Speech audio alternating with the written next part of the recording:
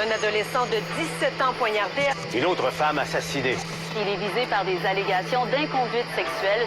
Les formations politiques s'arrachent le vote des familles. Comment faire fructifier votre argent sans risque? Savoir et comprendre les plus récentes nouvelles qui nous touchent. Tout savoir en 24 minutes. Avec Alexandre Morin-Villouellette et Mario Dumont. En manchette dans cet épisode, le chef du service de police de la ville de Montréal, Fadi Daguerre, fait son bilan de ses 100 premiers jours en poste. Un dangereux violeur considéré comme l'un des pires psychopathes de l'histoire du Québec veut sortir de prison. Près de 100 millions de dollars pour décontaminer le dépotoir illégal de Kanesatake. C'est ce que ça coûtera, selon le ministère de l'Environnement. Et le chef du groupe Wagner dans l'embarras après des révélations du Wall Street Journal. Tout savoir en 24 minutes. Tout savoir en 24 minutes. Bienvenue à Tout savoir en 24 minutes. Bonjour Mario. Bonjour. Ce matin, le chef de police du SPVM, Fadi Daguerre, a fait le bilan de ses 100 premiers jours, un point de presse dans lequel il a tenu à rappeler quand même les priorités. C'est réglé. Tout est réglé. C'était positif, Mario? Tu as trouvé ça trop positif, peut-être? Ben, c'est les 100 premiers jours, puis il parlait, on avait l'impression, je me disais, tout est réglé, il prend sa retraite, le sentiment du devoir accompli. L'image de George W. Bush sur le porte-avions avec la bannière Mission Accomplished en arrière de lui là, dans cet acabit-là. Peut-être, Mario, peut-être. Mais ça, c'est dit, peut-être que je suis cynique, mais c'est vrai il semble avoir fait beaucoup de choses. En tout cas, il y avait déjà un bilan pour quelqu'un qui vient d'arriver, il y avait déjà un bilan. Oui, il y avait déjà un bilan. Là. Commençons quand même là, par ce qui est concret dans les chiffres, la lutte contre les armes à feu, qui est la priorité du SPVM. Selon lui, on parle de 107 arrestations en lien avec les armes à feu qui ont été faites depuis le début de l'année. 249 armes qui ont été saisies. Et là, on parlait d'une stratégie de dissuasion ciblée qui a été annoncée par Fadi Daguerre. C'est-à-dire qu'on va aller faire une pression constante sur des personnes qui ont des comportements qui seraient en lien avec les conflits armés. Ce qu'on entend là-dedans, là, c'est pas d'aller arrêter des gens nécessairement, mais c'est plutôt quand on dit mettre de la pression, c'est de les surveiller étroitement, d'aller déranger leur travail, d'aller vraiment achaler ces gens-là là, pour permettre de mettre plus de pression pour faire débloquer d'autres enquêtes. C'est la tactique qu'on veut utiliser du côté du SPVM. Il y a les deux autres objectifs également là, qui ont été cités par M. Daguerre. On parle du recrutement et de la rétention d'effectifs au sein du SPVM. Puis ça aussi, Mario, on avait des bonnes nouvelles, semble-t-il. Il dit qu'on venait d'augmenter de 30 % le salaire des recrues, des nouveaux. C'est ça. Il y a des nouvelles, mais c'est pas des... On n'a pas un chiffre de combien de nouvelles personnes ils ont recruté. Non. Il y a des mesures permettant de recruter qui ont été prises, dont une plus grosse paye. Oui, au départ surtout. C'est vraiment la paye des recrues parce qu'il y a des policiers, bien évidemment, au fil de leur carrière, qui vont pouvoir monter les échelons salariales pour se rendre beaucoup plus haut. Mais quand on commence dans le SPVM, c'était pas suffisant. Donc, une augmentation de 30 % de salaire qui avait été faite. On veut permettre aussi aux policiers retraités de revenir travailler dans les rangs selon leur disponibilité. Ça peut aider avec le nombre de policiers encore à pourvoir dans la région de Montréal. On a aussi parlé là, aussi d'immersion, hein, vraiment, le rapprochement des policiers avec la population. C'est ce que fait un peu la marque de commerce de Fadi Daguerre lorsqu'il était chef du service de police de l'agglomération de Longueuil. Hein, on parle d'avoir des nouveaux agents là, qui vont être embauchés dès cet automne, qui vont passer 4 semaines dans la communauté avant même d'entrer en fonction comme policiers là, pour comprendre le travail terrain, les réalités de la métropole, les enjeux de certaines régions, autrement qu'en répondant à des appels au 911. Effectivement, c'est tout ça. Ça a été vraiment la marque de commerce de M. Daguerre. Puis à date, ça semble porter ses fruits. Lui veut traiter les causes, pas seulement les symptômes de la criminalité autre à Montréal. Donc, de prendre ça à la racine. Donc, bref, tout un bilan qui a été dressé ce matin au bout de 100 jours. Comme tu le disais, c'est pas habituel qu'on le fait aussi rapidement, mais bon. Mais au rythme où il va, moi, je dis 200 jours, là, je donne un autre 100. 200 jours, il va régler la criminalité complètement. Ce qui veut dire qu'entre 200 et 300 jours, les 100 jours suivants, il va pouvoir s'occuper ici dans le quartier de la misère humaine, puis de l'itinérance, puis tout ça. Fait qu'à 365 jours, au bout d'un an, d'après moi, Montréal, ça va belle ville. Je t'entends être cynique, Mario, autour de tout ça, mais... Non, je suis pas cynique, j'ai 100 jours, puis j'ajoute un autre 100 jours pour finir de régler la criminalité. Bon. Puis après ça, il va pouvoir s'attaquer. Regarde dans le quartier ici, il y a un petit peu de travail, là. Bon, mais si M. Daguerre est à l'écoute, il saura maintenant qu'il a 100 jours pour régler tout ça ici, Mario. Quelle bonne nouvelle. Dossier criminel assez intriguant, criminel et judiciaire, dans lequel un homme québécois montréalais de 42 ans, du nom d'Éric Shimon Chemama, veut recouvrer sa liberté. Seul hic, Mario, c'est que cet homme-là, qui va être devant la cour d'appel 3 jours cette semaine pour des audiences, est considéré comme l'un des pires psychopathes de l'histoire du Québec. Dans des évaluations psychiatriques, M. Chemama a un des pires résultats jamais vus. On parle de 99,5% de compatibilité avec, justement, sur l'échelle, si on test veut... de psychopathe. De test de psychopathe, là, à 0,5% d'avoir le score parfait. Et des scores parfaits, il en fait dans d'autres tests, soit celui d'avoir un risque de récidive sexuelle, parce qu'il a été condamné il y a 7 ans maintenant pour une série de viols extrêmement brutaux qui étaient commis sur des escortes. Mais il y a 100% de risque de récidive sexuelle dans les 7 prochaines années, dis donc. C'est même étonnant que des tests comme ça se livrent à prédire un 100%. Oui, puis pour la même chose, pour des gestes violents sur 10 ans, on parle de 100% aussi de probabilité que cet homme-là ait des récidives de gestes violents. Donc là, on fait quoi avec lui? Mais c'est ça qui est compliqué, Mario. Puis c'est pour ça qu'on a des audiences, justement, où lui tente d'être libéré, parce qu'il y a une espèce de sentence à durée indéterminée. Parce qu'on veut pas, surtout par les temps qui courent, Mario, on a eu toutes sortes de cas de gens qui avaient été remis en liberté, qui ont récidivé, puis ça repasse toujours à l'actualité. Avec ce que tu nous lis, là, puis les tests de psychopathe, puis les tests de personnalité, puis les tests de risque de récidive, imagine qu'il ressort puis qu'il tue une femme. Là. Il viole une femme puis il la tue après. Oui. Tous ceux qui vont l'avoir libéré, comment ils vont avoir l'air fous. Oui, absolument. C'est sûr que ça ternirait l'image de la justice ici au Québec, mais surtout qu'on a en plus toutes sortes d'autres facteurs aggravants qui démontrent que cet homme-là n'est pas prêt de pouvoir réintégrer la société. Pour commencer, il y a une certaine connaissance des lois, ce qui fait que dans les dernières années, il a multiplié toutes sortes de requêtes complètement farfelues ou frivoles dans le système de justice, ce qui fait qu'il est devenu le tout premier accusé de l'histoire du Canada, beau record, à être déclaré plaideur quérulent. Ce qui veut dire que maintenant, c'est interdit pour lui de déposer des requêtes à la cour. Donc déjà là, ça partait mal, mais en plus, semble-t-il qu'il y a des difficultés de comportement à la fois au palais de justice lorsqu'il se présente. Aujourd'hui, il est en visioconférence, heureusement, parce qu'habitude, il a déjà tenté de blesser des gens dans les salles d'audience des constables, hurler après des gens. Quand il est en prison, il se défèque dessus pour blâmer les gardiens en disant que ce sont eux qui lui ont mis des excréments dessus, ce qui fait que maintenant, on est obligé de le filmer en tout temps. Après ça, on a tenté de... on dirait que c'est pas une bonne personne. Mais écoute, Mario, j'ai pas fini ma liste parce qu'il s'est fait mettre dans la population générale. Là, on n'est pas relâché dans la nature. Il est encore en prison, mais avec la population générale. Mais il a tenté de blesser les autres détenus à un point où il a mis de l'eau de Javel dans une machine à café. Tenté d'empoisonner tous les autres détenus avec qui ils étaient. Et ceux-ci, là, les autres détenus, ont même écrit à un responsable du centre de détention une belle lettre dans laquelle ils disent essentiellement: s'il reste ici, on ne pourra pas garantir sa sécurité. Autrement, on va le passer au cash. On ne pourra pas garantir sa sécurité. C'est poli. D'une manière polie de dire on va le descendre. Et donc, il a été envoyé en isolement, M. Chemama, depuis ce temps-là. Et là, il y a des agents, même il y en a un qui est chargé de le surveiller, qui est en congé de maladie pour épuisement professionnel, tellement c'est du sport, s'occuper de cet homme-là. Bref, un homme qui, en plus de tout ça, constamment blâme les autres plutôt que lui. Et là, demande 3 journées d'audience pour tenter de recouvrer sa liberté, pour tenter d'être libéré. Disons que c'est un cas assez spécial. Ça vient évidemment poser la question, parce qu'on tente de réhabiliter les jeunes avec notre système carcéral. Est-ce qu'il y a des gens comme ça qui ont tellement un haut risque de récidive qu'on ne peut plus jamais les remettre dans la nature? Est-ce que, quand on dit notre système là, est basé sur la réhabilitation puis le devoir de réhabilitation, si tes tests de personnalité te donnent une probabilité de récidiver de 100%, est-ce que tu es encore en mode remise en liberté? Je sais pas, je vois pas pourquoi. Là. Actualité. Tout savoir en 24 minutes. Le gouvernement du Québec est allé d'une estimation quant au coût de décontamination du dépotoir illégal de Kanesatake, dont les eaux toxiques en ce moment se déversent dans plusieurs cours d'eau, dont le lac des Deux-Montagnes. On l'estimait à 100 millions de dollars. Benoît Charette, le ministre de l'Environnement, est en entrevue avec la presse plus tôt aujourd'hui à Laval et a révélé que ça coûterait vraiment, vraiment très cher pour aller s'occuper de l'ancien centre de tri recyclage GNR qui est à Kanesatake. C'est une longue histoire aussi autour de tout ça, parce qu'avec les tests qu'on a fait depuis ce temps-là, il y a des milliers et des milliers de litres d'eau contaminée qui fuitent de ce centre-là vers des ruisseaux, dans le lac des Deux-Montagnes également. Puis là, on parle pas de petits contaminants, Mario, là. Des hydrocarbures, de l'amiante, du BPC, des coliformes, des autres contaminants qui s'apparentent à du sulfure, de l'azote, des bactéries, bref, toutes sortes de cochonneries qui se déversent dans les cours d'eau. Il semble-t-il que c'est compliqué, puis pas à peu près d'aller gérer cet endroit-là, Mario.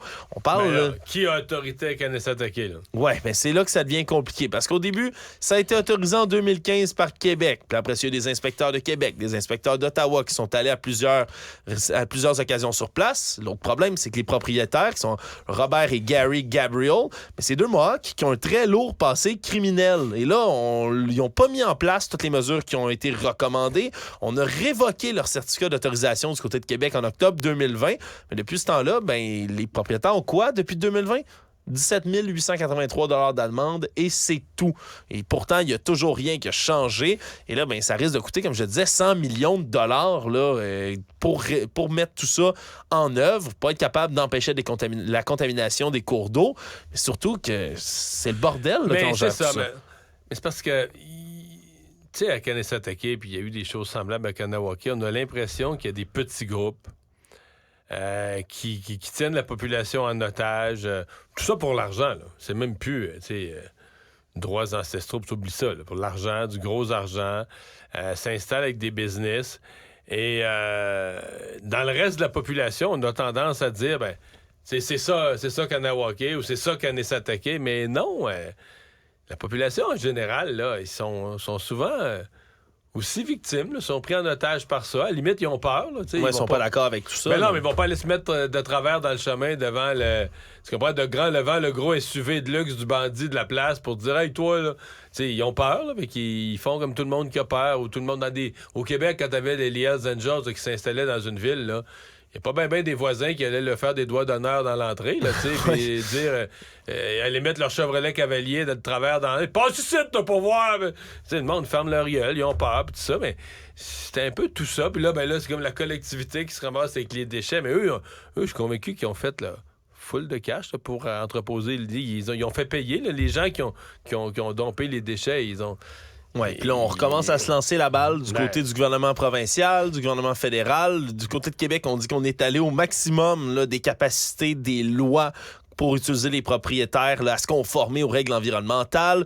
Du côté d'Ottawa, on a une enveloppe budgétaire qui existe sur 4 ans là, pour sécuriser, nettoyer des sites qui ressemblent à celui-là. Le problème, c'est que le centre de tri, là, celui-là, correspond nulle part à l'inventaire des sites contaminés en ce moment qui est dressé par le secrétariat du Conseil du Trésor du Canada.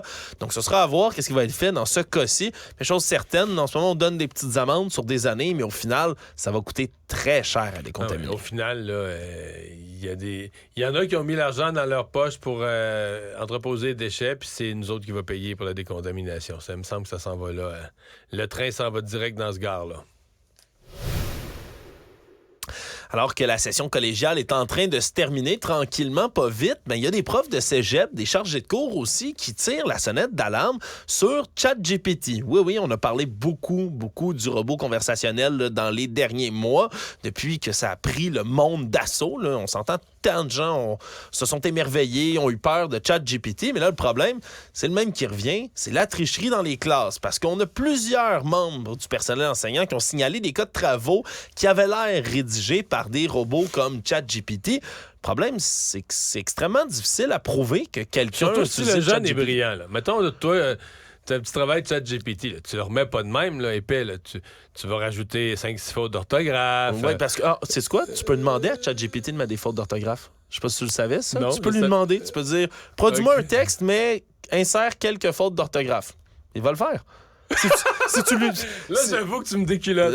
C'est pire que ça, Mario. Si tu demandes, écris-moi un texte à la manière d'un niveau d'un collégien ou d'un cégepien, il va te le faire, quoi. Si tu veux pas que ça ait l'air trop intelligent... Les tournures de phrases vont être croches un peu. 2-3 fautes. J'aimerais savoir un 70%. Là. Je veux pas viser trop pour pas que ça soit trop évident que j'ai triché. Fait que bing bang, prends ça puis donne ça au professeur, Mario. C'est simple comme ça. C'est simple comme bonjour ce qui peut être fait. Là. Fait que t'as pas à te casser le coco pour aller rajouter tes fautes d'orthographe puis changer tes phrases pour que c'est pas trop belle. Là. Mais non, tu peux demander à ChatGPT de s'adapter à peu près tous les styles que tu veux. Donc, c'est vraiment ça la préoccupation imminente là, des profs de cégep qui, eux, demandent un contrôle, un frein à tout ce qui se fait autour de l'intelligence artificielle. Là, on s'entend, c'est pas les profs de cégep du Québec qui vont être capables de faire plier la recherche qui se fait sur les intelligences artificielles dans le monde, Mario, mais à plus court terme... Les profs demandent une sorte de moratoire, mais c'est parce qu'un moratoire, le gouvernement du Québec peut dire...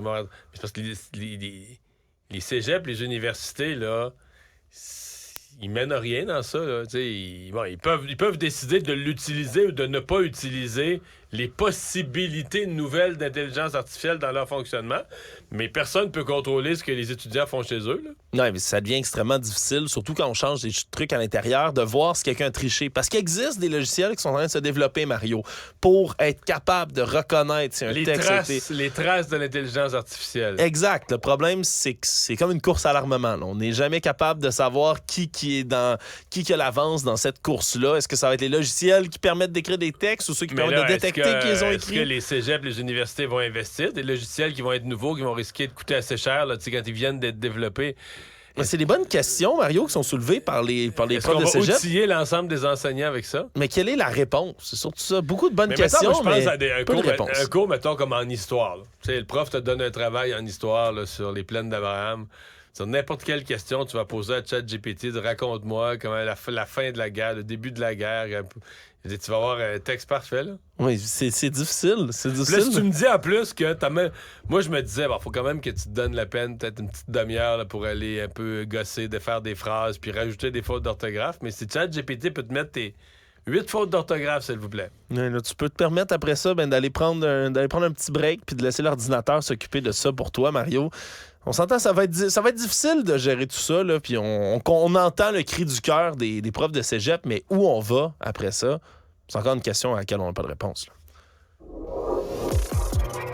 Tout savoir en 24 minutes.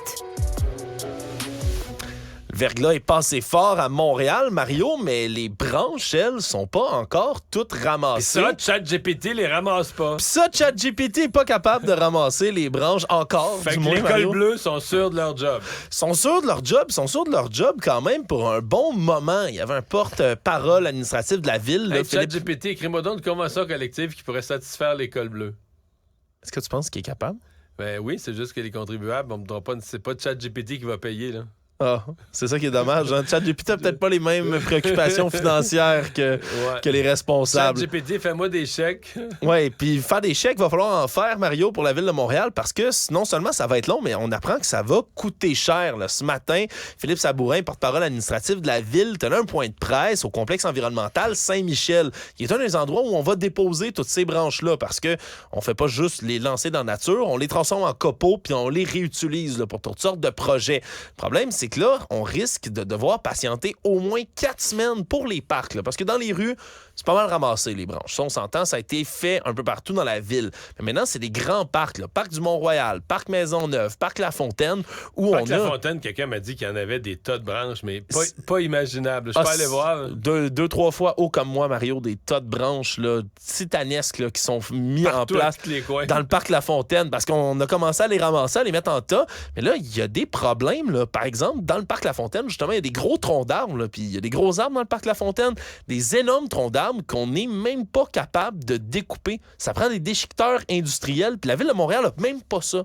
Donc, il va falloir... mais un gros arbre, le tronc, là, tu déchiquettes pas ça. Tu fais des bûches puis tu fais du bois de chauffage. Oui, je comprends. Mais là, semble-t-il qu'on a besoin quand même de déchiqueteurs industriels après ça pour le transport, pour les décomposer, pour être capable de les acheminer. Puis on est obligé de signer des contrats avec des entreprises. Tu fais des chips avec les branches, mais avec l'arbre, tu fais de quoi de meilleur, là? Oui, mais là, pour le couper, c'est l'arbre... pas parce que t'es à Montréal, t'as pas le droit d'être logique une fois, là? Écoute, Mario, moi, c'est pas moi qui est en train de couper les arbres, puis t'as l'air plus informé que moi. Il va falloir amener du monde de la Côte-Nord du Lac-Saint-Jean pour s'occuper des arbres à Montréal avant qu'ils fassent des niaiseries. Tu ris, mais ça serait une bonne idée quand même. Peut-être qu'on a des gens montréalais. Je veux pas remettre en doute la capacité de nos ingénieurs forestiers de Montréal, mais là, tu soulèves des questions auxquelles j'avais pas pensé, Mario. Couper ça des bûches. Oui, continue, là. Des grosses bûches. On n'a plus le droit d'avoir des foyers au bois à Montréal. Si on coupe des bûches, on va faire quoi, Mario? On les brûle pas, c'est vrai. Oui. On les regarde. Oh, c'est beau. D'aménagement paysager. Écoute, ça va prendre des contrats de gré à gré avec des entreprises qui ont ça, des déchiqueteurs industriels à Montréal, pour être capables de les ramasser. Puis là, dans les parcs, bien, ça va prendre des semaines et des semaines. On parle de 4 pour certains parcs, mais on pourrait se rendre jusqu'à la mi-juillet là, pour avoir ramassé, par exemple, dans le parc Maisonneuve, toutes les branches qui sont tombées. Puis là, c'est encore pire dans des arrondissements où on a eu la double menace, les inondations et le verglas, parce qu'on a dû déplacer toutes sortes d'équipements. Par exemple, à Antique, Cartierville, Pierrefonds, l'île Bizarre. Mais ça, on est obligé si on avait embauché des castors, il aurait pris les branches puis il aurait fait des barrages avec ChatGPT, fais-nous une convention collective pour les castors, Ouais. s'il te plaît. Ça serait pas pire, mais tout ça pour dire que ça va être long, Ouais. puis ça risque de coûter là, l'estimation Parce de que prix. là, on va aller en sous-traitance pour l'essentiel de ces travaux-là. On Donc va- là, on va repayer. Absolument. Puis là, une équipe d'élagueurs, là, pour 3-4 personnes d'équipe d'élagueurs, c'est à peu près 600 $ de l'heure. Alors, pour le déchiquetage, par exemple, de 8 arrondissements, on est déjà près du million, par exemple, dans le contrat de déchiquetage. Et là, ça monte. Donc, on parle d'au moins là, plusieurs dizaines de millions de dollars à la ville que ça va coûter pour en ramasser les branches. Mais je le sens là, qu'ils vont vouloir déchiqueter des érables genre de 12 pouces de tronc. Là. Oui. Ça se déchiquette pas. Là, regarde, Ben, tu me regardes, Mario, je suis pas un expert en arbres. Là. Tout se déchiquette, là. OK. Mais je veux dire, ça n'a pas d'allure. Pourquoi? Mais non, mais ça, c'est un bel arbre. Ah. Tu pourrais quasiment faire du plancher dedans. Là, ou à la limite, OK, dans ce sens-là, du bois d'œuvre. Minimum du beau bois de chauffage. Faudrait consulter quelqu'un de même pour savoir qu'est-ce qu'on pourrait faire avec tout ce beau bois-là qui est tombé à Montréal, Mario. Je suis sûr qu'on aurait des gens qui ont des idées.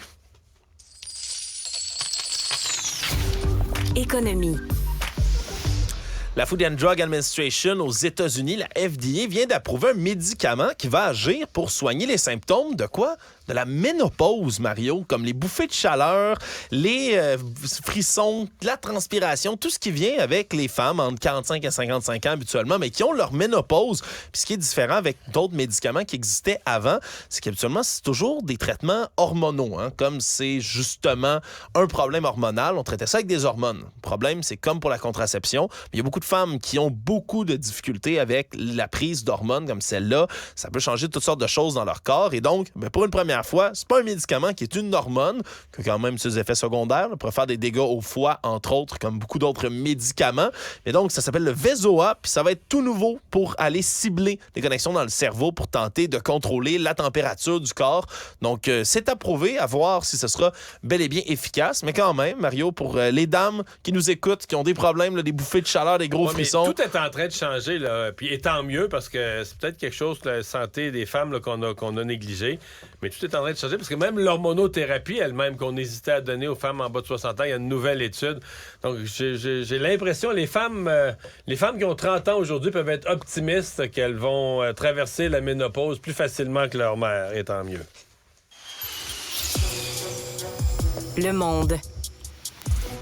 Le patron du groupe paramilitaire russe Wagner, qui est en ligne de front en ce moment à Bakhmout, cette cité, objectif stratégique, disons, douteux, mais qui est au cœur des combats les plus violents depuis le début Mais de les l'offensive. Russes se vantaient de l'avoir pris en novembre, genre, si je me trompe pas, là. Absolument. On dit qu'ils l'avaient pris en novembre. Finalement, la semaine Ils l'ont dernière... jamais vraiment totalement pris. Il y a Là. à peu près Ils deux sont installés dans des positions. Mais... Oui, disons que c'est toujours difficile d'avoir l'heure juste sur tout ce qui se passe en Ukraine, vu qu'il y a bien évidemment de la propagande qui se fait des deux côtés. Mais par contre, ce qui a été rapporté durant la fin de semaine dans le quotidien américain du Washington Post, c'est que le leader de ce groupe paramilitaire russe, Evgeny Prigogine, aurait eu des contacts avec les renseignements ukrainiens, puis aurait offert, selon évidemment ce qui est cité, qui s'appuie sur des documents des services secrets américains qui auraient fuité, mais qu'on aurait proposé, lui, de son côté, de fournir des renseignements sur les endroits où se cachent les troupes russes en échange d'un retrait des forces ukrainiennes de Kiev, entre autres, de la ville de Bakhmout. Donc, on a ces accusations-là qui ont été envoyées et évidemment, nié en bloc aujourd'hui par M. Prigogine, qui a utilisé là, son moyen le plus efficace de parler un peu aux gens du monde sur Telegram avec un message vocal en disant que c'était complètement risible comme accusation. Par contre, M. Prigogine, lui, ça fait déjà quelques semaines qu'il se trouve, là, lui, dans une position délicate à Bakhmout. Qui est en rogne contre les Russes aussi, qui dit qu'on ne fournit pas les munitions. Ben... Oui, il accuse vraiment la Russie de toutes sortes de négligences, de ne pas lui envoyer assez de matériel militaire. Puis là, ben, il a remis une couche. Il a estimé que c'était sûrement des membres de l'élite russe qui étaient derrière de telles accusations qui se sont rendues jusqu'à dans le Washington Post en disant que depuis des mois, on lui fournit pas d'aide, puis que là, c'était sûrement des gens qui tentaient de salir sa réputation et que c'était de pure foutaise. Bref, c'est quand même un gros scoop de la fin de semaine. Impossible de savoir qui dit vrai dans cette histoire-là. Chose certaine, ça continue de se battre à Bakhmout. Il y avait une nouvelle samedi là, que d'ailleurs les Ukrainiens avaient gagné une espèce de victoire fait tomber 4 appareils. Ouais, puis on parlait d'un 2 km repris aussi dans les environs de Bakhmout. Ça bouge beaucoup sur la ligne de front. Puis pendant ce temps-là, Mario, aujourd'hui, mais la Russie a intercepté 2 avions de l'OTAN qui étaient au-dessus de la mer Baltique, comme ça arrive souvent, là, ces espèces d'interceptions-là d'avions militaires près des frontières. Ça s'est déroulé sans incident, mais ça montre encore qu'il y a beaucoup de tensions dans cette région-là du monde. Résumer l'actualité en 24 minutes, c'est mission accomplie. Tout savoir en 24 minutes.